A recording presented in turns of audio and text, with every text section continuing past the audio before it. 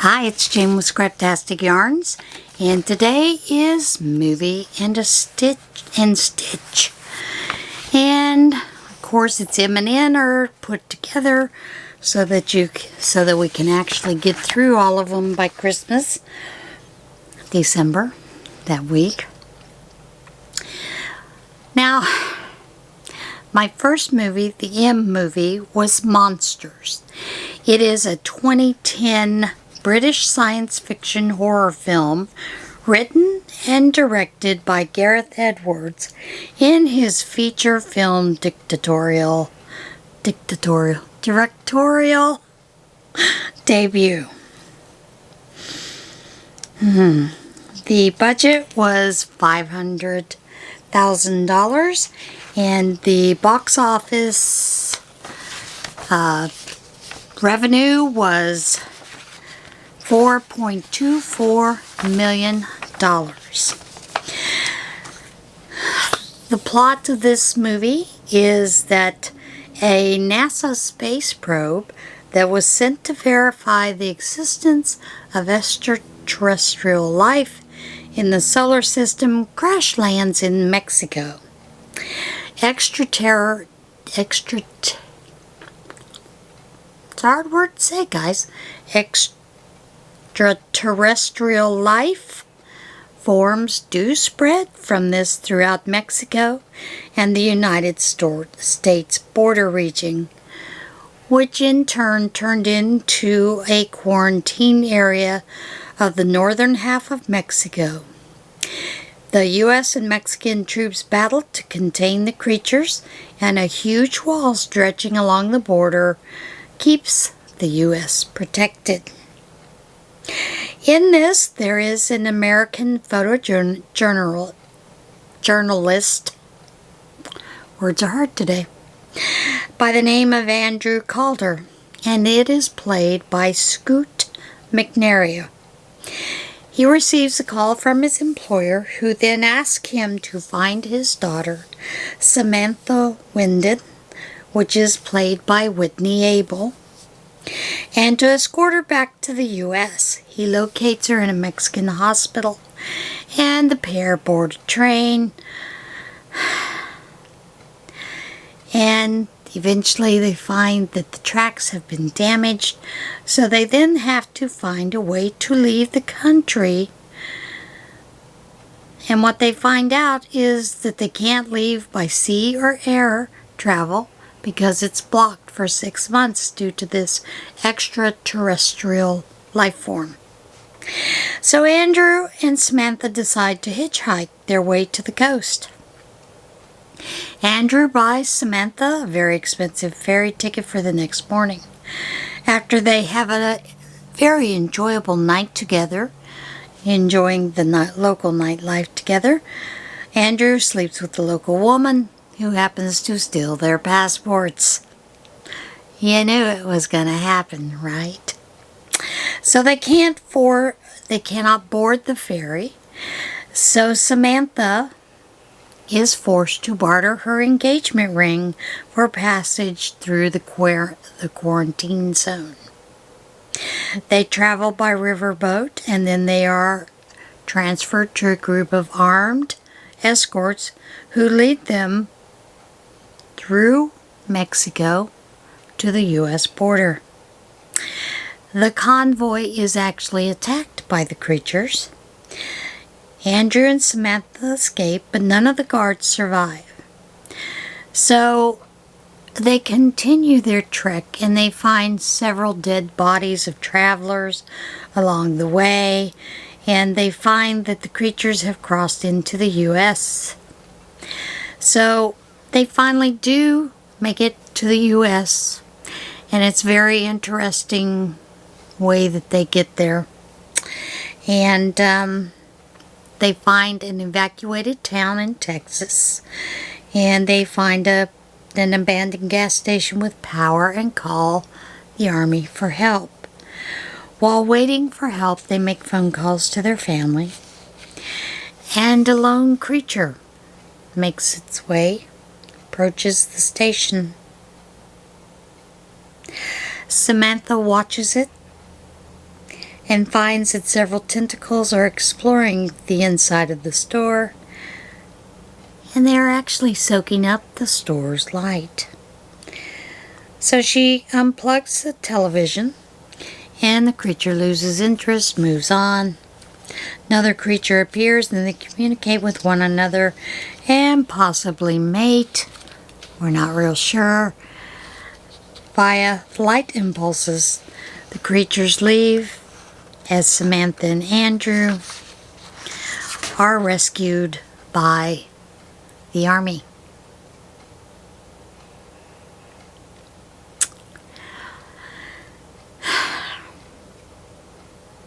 What can I say? There was beautiful scenery. They did some very interesting things with showing that the creatures had actually invaded the trees in the area of Mexico, and how light is something that they are attracted to, and then they show them glowing through the night. It's a beautiful, beautiful scene. Of course, you know, traveling through Mexico, it's beautiful. They do land at a pyramid before they cross over the border. Border wall is very interesting, the way that they see it. And I don't think it was all filmed in the U.S. or Mexico. I think it was filmed in several countries, because some of the scenes you're like, that's not Mexico. That's more of an Amazon jungle type thing, although Mexico does have some jungles. But some of it was, you know, iffy. Now there is a sequel to this movie. Let me see if I can find the name. Took some notes.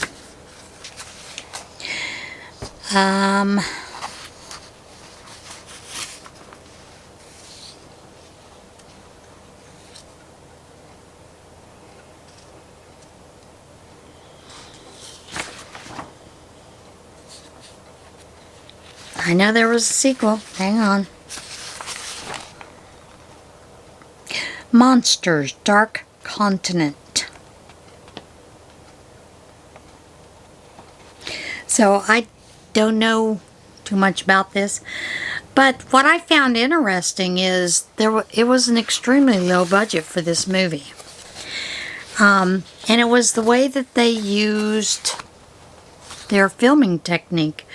They used regular consumer grade equipment instead of professional things. The film was shot using digital cameras rather than the more expensive 35mm films. It was edited on a laptop computer. Many of the locations of the film were used without permission, which I find rather interesting, how they got away with that. But hey, whatever. It was filmed in Belize, Mexico, Guatemala, Costa Rica, and the United States over 3 weeks. 3 weeks, folks. But once you see this movie, you understand.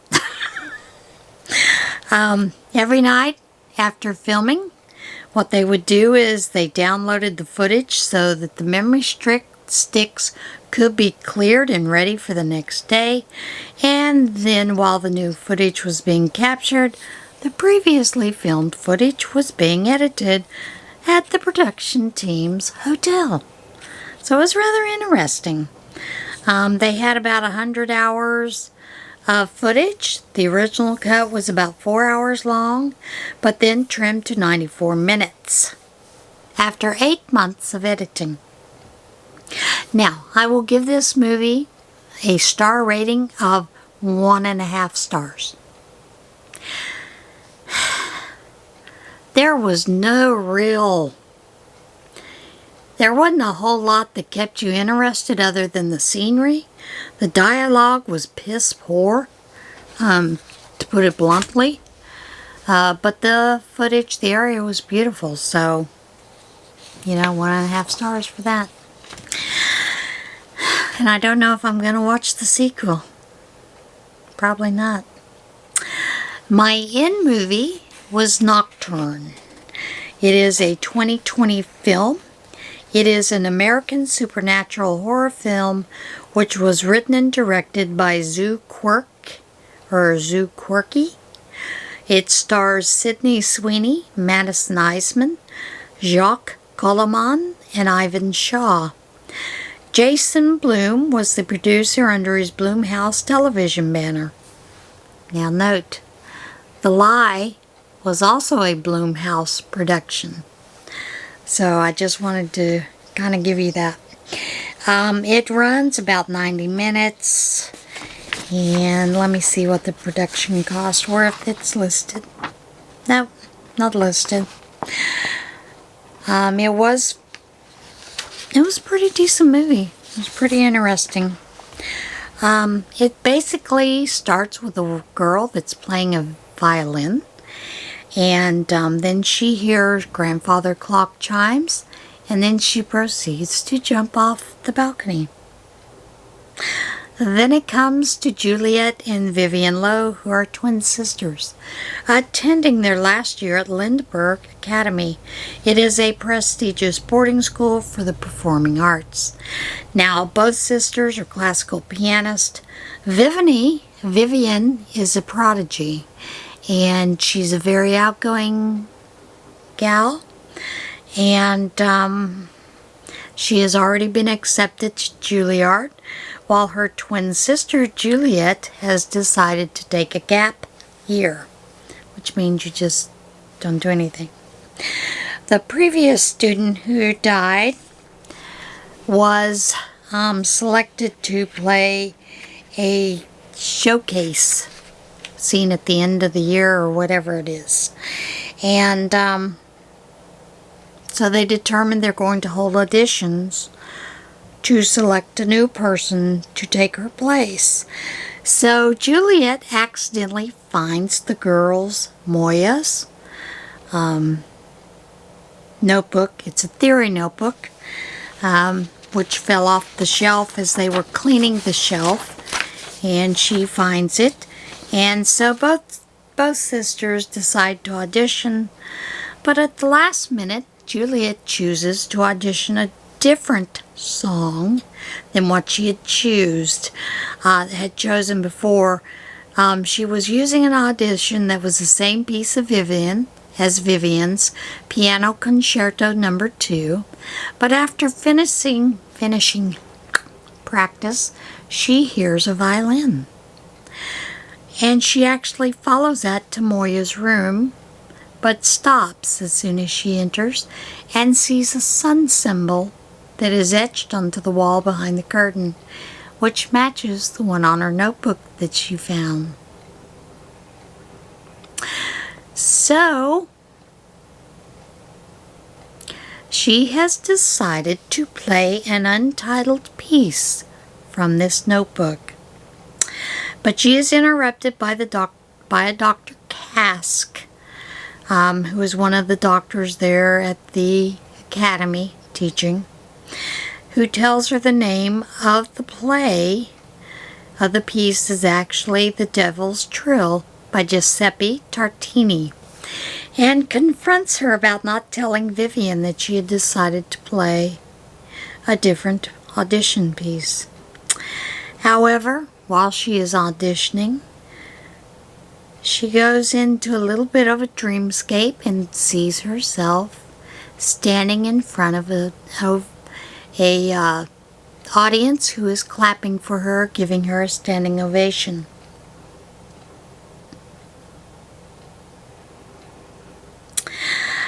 But she wakes up realizing that she has actually fainted.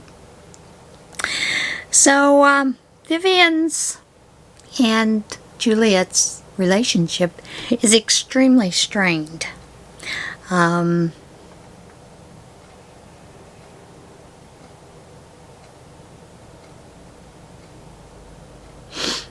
But she finds out that Vivian actually landed the showcase, and she's upset. Juliet fights with her mentor, Roger, who is an alcoholic, and accuses him of underestimating her. And so this, Roger slaps her. They have an altercation, slaps her. And so then he winds up suspended. So Juliet uses that opportunity to be assigned to the prestigious Dr. Cask, who is also mentoring her sister.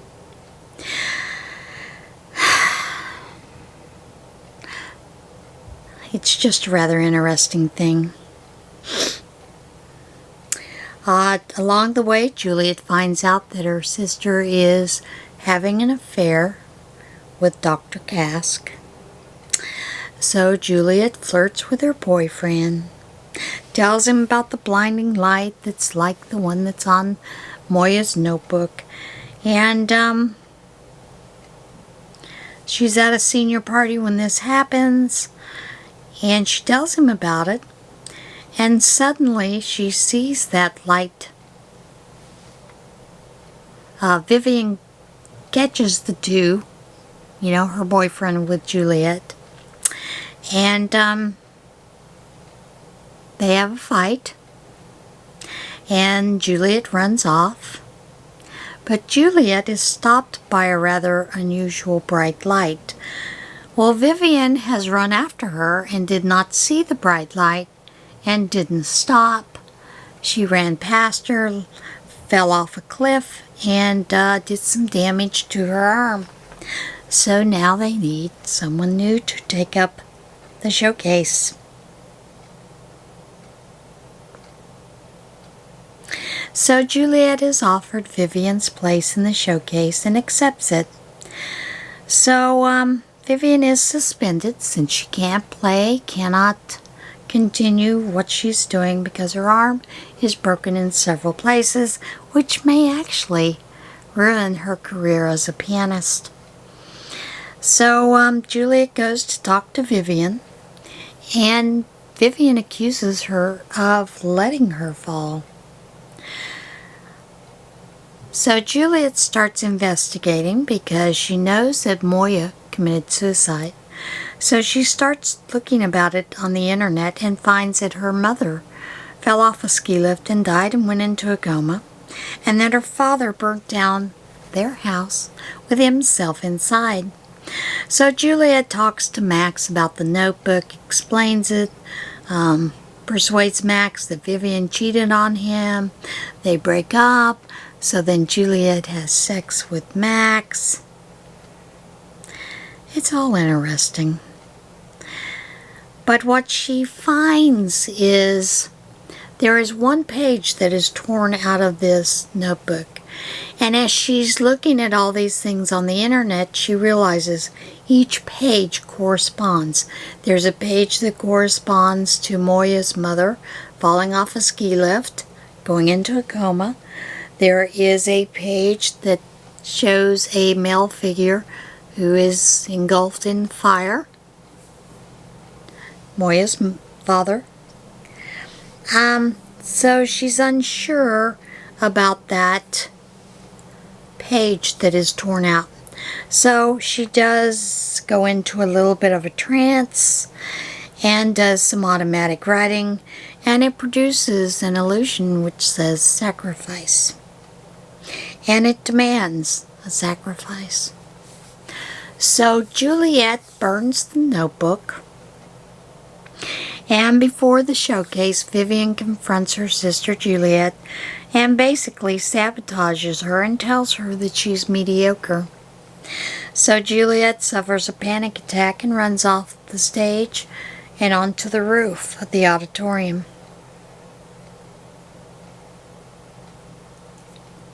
And there's a hallucination, which Juliet is actually playing the piano and gets the winning ovation.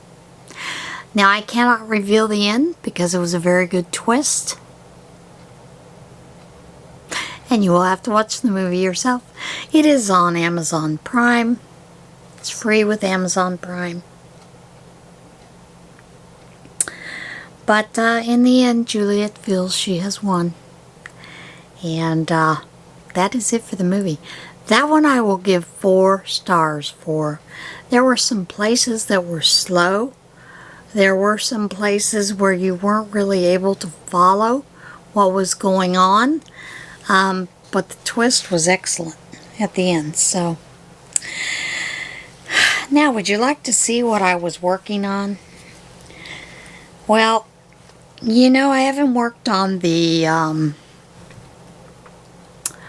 Annie's Afghan kit, the Plumberry Afghan, in a long time. 2 months. So while I watched my movies, I worked on the Afghan. And let me see if I can find my... This is where I had ended up the last time. You guys saw this. I have since done these, getting into here, and the very last rows were some color work.